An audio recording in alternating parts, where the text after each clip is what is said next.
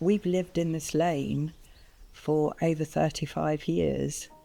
It's true to say we've driven past the house lots of times, and it was really elegant and really pretty, and there was a sort of slight mystery to it. We always said if it ever came up for sale, we'd love to buy it.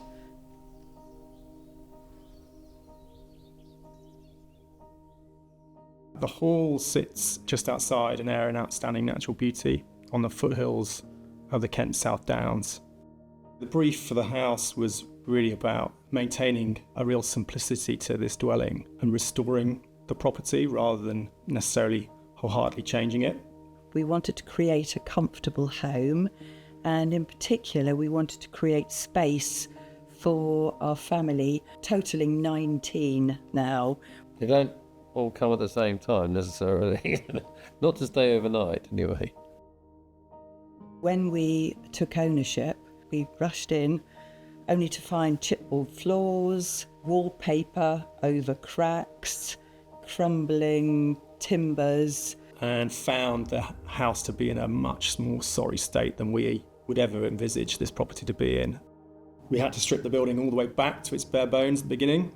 We spent an enormous amount of time heli-bar stitching the property back together to try and reassure it for the next 100 years before then kind of bringing in our interiors over the top of that.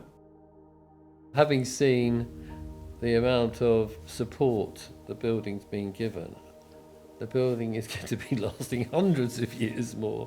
When dealing with a building of this type, anything above Grade 2 star listed building, Historic England become involved in that process of the design. Surprisingly, we overcame those hurdles in expanding the footprint of the house and restoring all the barns. The extension in particular is informed by the history of the house. We were very conscious to not place an extension in an area where historically there hadn't been any footprint. To the north, there was a series of 1960s additions. We reinterpreted these structures, removed them, and then that is where we created this new addition. I think the family room is a successful space, and trying to have something that is sensitive and a continuation of the language of the house. I love the elegance of the height of the room. I love the light that pours in from the three sides. It's just a really cosy room, even though it's big. And the other thing I love is the back-to-back wood burner that it shares with the room next door. When we originally submitted for planning, we had 2 existing dormers at the front of the house, and we always wanted to have a third to try and create a new bathroom to a bedroom at the top floor of the house. As soon as the house was stripped back, we found evidence of a dormer window on the top floor. And that third dormer is really a revelation to the second floor. That view down looks over the avenue, limes and the access driveway, and allows that space to really become part of that second floor where it previously would have been tucked away. We moved the kitchen, which was actually in a really dark north part of the house previously, and we moved it into what I felt was the heart of the original house. It sits on the eastern side with a renewed connection to the wall garden. I think Carol specified almost everything with regards to materials and travelled all over the UK choosing the right thing for the right place. We searched and searched. We were conscious of trying to find reclaimed bricks rather than new bricks that had a resemblance to the house and a kind of tactility to it. And then internally there was a lot of English oak used in the repairs to the house and also the barns. There was chipboard on the floor initially, and we've replaced it with reclaimed timbers.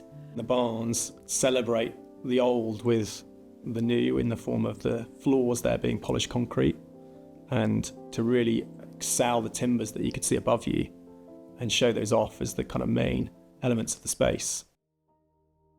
Carol and Jerry were really committed to trying to reintroduce sustainable practices in the changes they were going to do to the house and the barns. So one of the things we introduced was a new lake in the grounds of the property, and within that lake we felt we could create and harness the energy from the water. What we introduced there was a water source heat pump. So it sits at the bottom of the lake and it provides heating through pre-insulated pipework back to the house and then back to a plant room that redistributes that heat. I did have my own office space at the previous house, but I have to say, it's been upgraded, folks. Jerry was looking for an office, and Chris identified the long barn, as we call it. I love the fact that I can see the lake that I love, that I really enjoy spending time at work. We were 6 years building this property, and the collaboration was absolutely essential. We weren't just connected on a professional level, but we were connected personally, and I think that was really rich for forging a really strong bond and creating something really special here. I really wanted to be heavily involved in the project, and they allowed me to do that, which was great. She could trust us, and equally we could trust them to give us that level of respect. We really felt that that was, at the end of the 6 years, something to be truly celebrated, that we all came through, still talking to each other as well.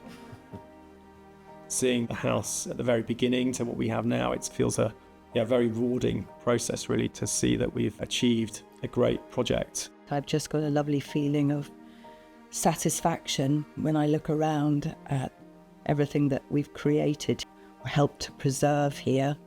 I'm just really, really happy. It's a challenge to come up with one word that describes something that was so long in the making, but I think for me, it's home.